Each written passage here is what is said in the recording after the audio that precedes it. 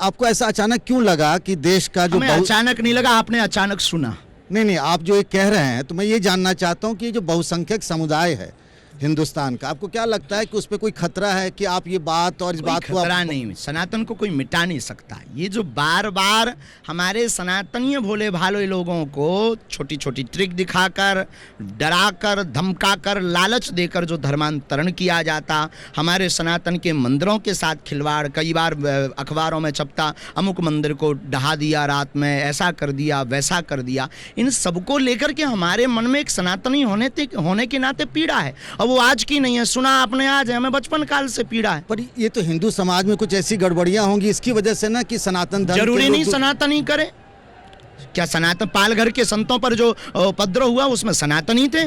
क्या अक्षरधाम में 40 हिंदू मारे गए उसमें क्या सनातनी थे? मुंबई में जो उपद्रव किया क्या उसमें सनातनी थे?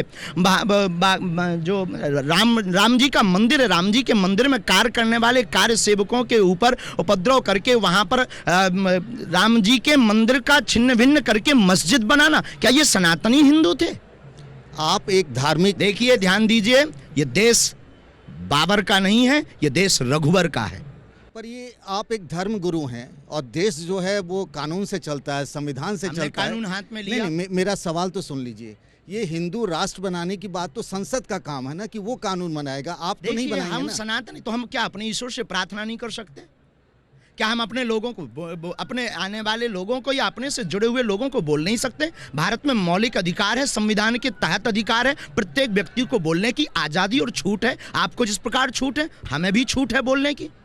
लेकिन क्यों ना बोले? शास्त्री जी, आप जो बोल देते हैं उससे लोगों की भावनाएं भड़क सकती हैं। अगर किसी की भावनाएं भड़कती हैं तो उसको मलहम लगाना चाहिए, पानी पीना चाहिए, अपने घर पर फ्रिज रखना चाहिए। तक आप भावनाएं आहत होने की बात कर रहे हैं। आपके बेहद खास मित्र हैं शेख मुबारक, आप कह चुके हैं कई मंचों से, अभी भी आपकी मित्रता उनसे बहुत बरकरार है।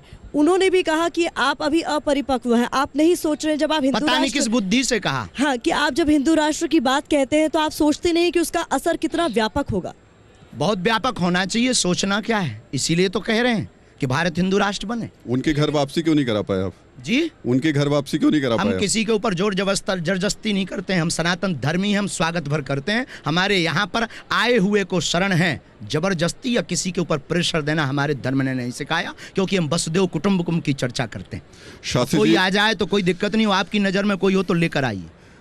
चलिए, लेकिन मैं इसके बाद हम अगला पड़ाव शुरू करेंगे, लेकिन इस आरोप में मैं एक बार फिर से आपसे पूछना चाहूँगा। अरशद मदनी ने कहा और महमूद मदनी ने कहा कि दुनिया का सबसे पुराना धर्म इस्लाम है और मनु जो थे वो ओम यानी अल्लाह की पूजा करते थे। एक चीज और जोड़ देता हूँ इसमें कि उन्होंने कहा कि उन्होंने जब ओम स्वीकार कर लिया तो इससे ये सिद्ध हो गया कि उनके पूर्वज भी सनातनी थे।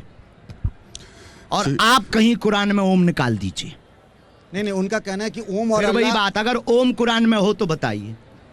अगर ओम कुरान में नहीं है तो उन्होंने स्वीकार कर लिया, थोड़ा सा राइट विंग से नहीं, थोड़ा दूसरी विंग से उन्होंने स्वीकार कर लिया कि हमारे बाप दादा भी सनातनी थे। झंझट खत्म।